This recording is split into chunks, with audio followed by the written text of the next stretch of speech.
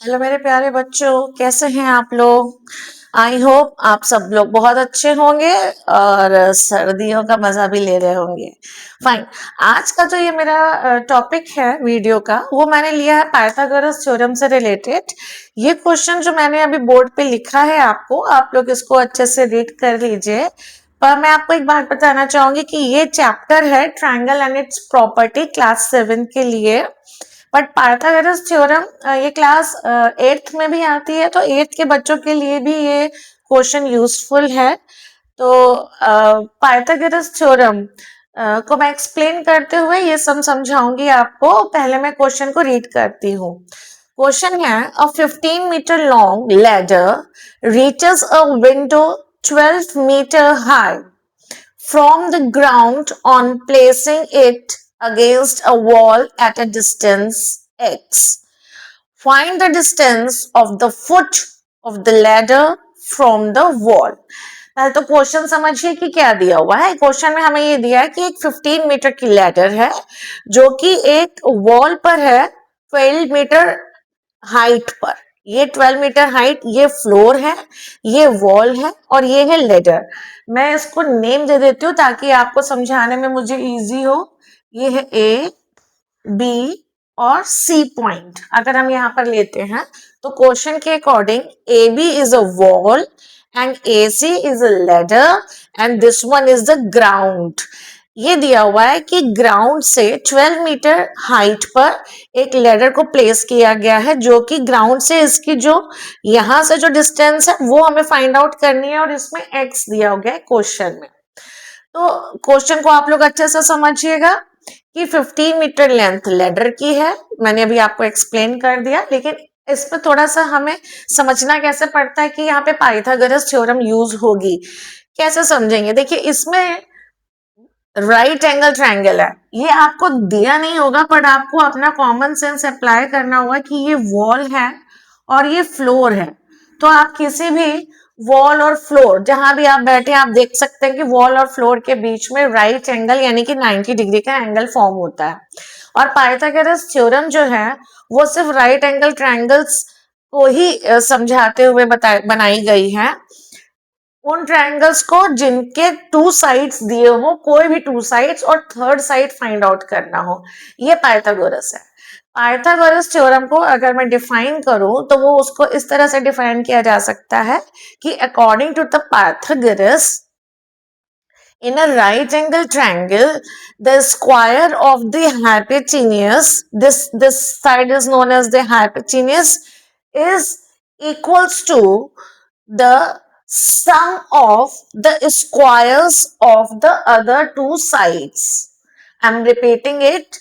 According to the Pythagoras theorem, in a right angle triangle, the square of the hypotenuse is equals to the sum of the squares of the other two side. इसी को मैं लिख के बता रही हूं कि suppose इसमें जैसे मैंने माना कि AC इज इन हाइपोटेनियस, तो जो साइड, जिस टू साइड्स के बीच में 90 डिग्री का एंगल बनता है उसके ऑपोजिट, यानी कि 90 डिग्री की जो ऑपोजिट साइड होती है उससे हम लोग हाइपोटेनियस कहते हैं। उसकी पहचान यही है कि आप पहचानेंगे कैसे, जहां पे 90 डिग्री बन रहा है एंगल, उसकी अपोजिट साइड वो हाइपोटेनियस है। तो इसका जो स्क्वायर है यानी कि AC square is equals to the sum of the squares of the sum of the, ये sum हो गया of the squares of the other two side, यानी कि ये दोनों जो है sides इसके ऑपोजिट है, अदर टू साइड्स है। इसको मैंने AC में लिखा है तो मैं पहले इसको भी इसी फॉर्म में लिखती हूँ, यानी कि AB square plus BC square. देखिए यहां से आपको पाइथागोरस थ्योरम के बारे में समझ में आ रहा होगा कि the square of the hypotenuse is equals to the sum of the squares of the other two sides. Fine. Now we are just going to put the values in the Pythagoras property, or we can say the theorem. Both the things are same. So we have here the square of 15, which is equals to the square of 12 obviously, and the square of x, as it is given x here. The distance of the ground from the ladder is x. the distance between. Fine. So we have here the square of 15. We will do the multiplication of 15 into 15. We will get 225, which is equals to 144 plus x square. Now, if we have to find the value of x square, we'll bring 144 towards the another side of the equals to sign. So, it will give 225 minus 144, which is equals to x square. Now, we will subtract 144 from 225. It will give us 81 is equals to x square. So 81 is the square of 9. So the square root, if we are going to do the square root of both the side, it will give us that x is equals to 9 meters. So this is the answer we got from this sum. So just see the sum carefully. If you feel any kind of difficulty in any of this step, you can ask me through the comment. Okay. This was the question. It is very important. This kinds of question can come. So Pythagoras और कहाँ पे use होती है? जब हम लोग जैसे कि रोम्बस वाले क्वेश्चंस होते हैं, मैं इसको रब कर रही हूँ और आपको एक क्वेश्चन में और समझा रही हूँ कि जहाँ पे रोम्बस गिवन होता है और हमें रोम्बस का पेरीमीटर या कुछ भी निकालने के लिए दिया जाता है, वहां पर भी हमें इसका यूज करना होता है.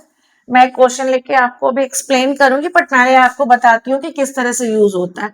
सपोज कि ये रोम्बस है, ठीक है, ये रोम्बस हो गया. अब इसके जो साइड्स हैं वो आप देखते हैं कि इक्वल होते हैं. All the sides of a rhombus are equal. Let this be side is equal. अब इसमें गिवन क्या होता है, ये हमें पता है कि इसके जो डायगोनल्स हैं ये डिफरेंट हाइट के होते हैं, ये डिफरेंट इनकी मेजरमेंट होती है. ठीक है, अगर सपोज कि एक 12 है, दूसरा कुछ भी एज सच हो सकता है. इसमें आपको कभी कभी दिया होता है, पर ये हमें याद रखना है कि रोम्बस की प्रॉपर्टी कि उसके डायगोनल्स जो हैं वो परपेंडिकुलर बाइसेक्टर्स होते हैं. हम इसमें यहाँ पर किस तरीके से यूज करते हैं पाइथागोरस थ्योरम को, मैं आपको अभी बताती हूँ. Let me just check one of the questions so that I can explain you through a question.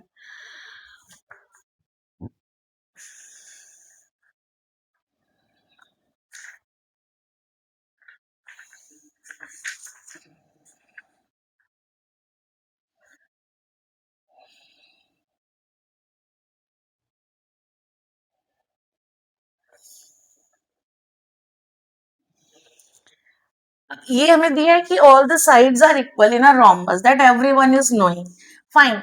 And one thing is given to us that one of its side is 13. So all the sides are 13. 13 means centimeter or meter, whatever is given in the question, according to that you can take. Fine. If this one is 13, fine, and this is given this much. In this one, half of this diagonal, this one is given 12 centimeter. So you have to find the another one, this side, and then you have to find out the area of the whole rhombus. Suppose, see, I'll just write the question over there. You find the area of the rhombus. Just a minute, wait, as someone's call is coming. Wait a while. Fine.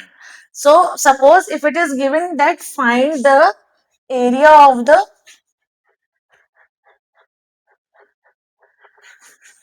rhombus. How could you find the area of the rhombus? Because the other diagonal is not given to you. This is given, let me just give it a name. A, B, C, D, and the midpoint is O. Fine. Here we have AB is equals to 13 centimeter. OB is equals to 12 centimeter. And you have to find the area of the rhombus. So how could you find the area of the rhombus? So firstly you will take one of the triangle, because all the triangles are of the same. They are all congruent triangles. So what we have to find here actually, O A. If we'll find OA, we'll get the length of the whole diagonal. Fine. And then we can find out the area of the rhombus. Why? Because the area of rhombus, once I told you the area of the rhombus is half into d1 into d2. So if we do not know the value of d1 and d2, it is just next to possible that we can find the area. So firstly we have to find here the length of the other diagonal. So how could we find? I'm just going to take the triangle. So we'll write here in triangle OAB. We have all these things. So how could we find OA? See here. Here it makes 90 degree. यहाँ पर हमें पता है कि जो rhombus के diagonals हैं वो परपेंडिकुलर बाइसेक्टर्स है, मतलब एक दूसरे को वो 90 डिग्री एंगल पर कट करते हैं. तो 90 डिग्री के सामने वाली साइड हो जाएगी हमारी हाइपोटेन्यूज. तो अकॉर्डिंग टू द पाइथागोरस यहाँ पर हमारी इक्वेशन बनेगी AB square is equals to OA square plus OB square. So now AB's square is what? Square of 13, which is equals to the square of OA that we do not know, that we have to find, and OB is 12. So firstly, what we have to do, we just have to find the square of 13. It will come 169 is equals to OA square plus 144. Now subtract 144 from 169. 169 में से जब हम 144 subtract करेंगे तो हमारे पास आएगा 25, जो कि इक्वल है OA square. So now what is the value of OA then? OA become 5 because OA square, इन दोनों का हम स्क्वायर रूट करेंगे तो OA 5 आ जाएगा, 5 centimetre. Now we have OA is equals to 5, so it is the perpendicular bisector. So AC become, अगर OA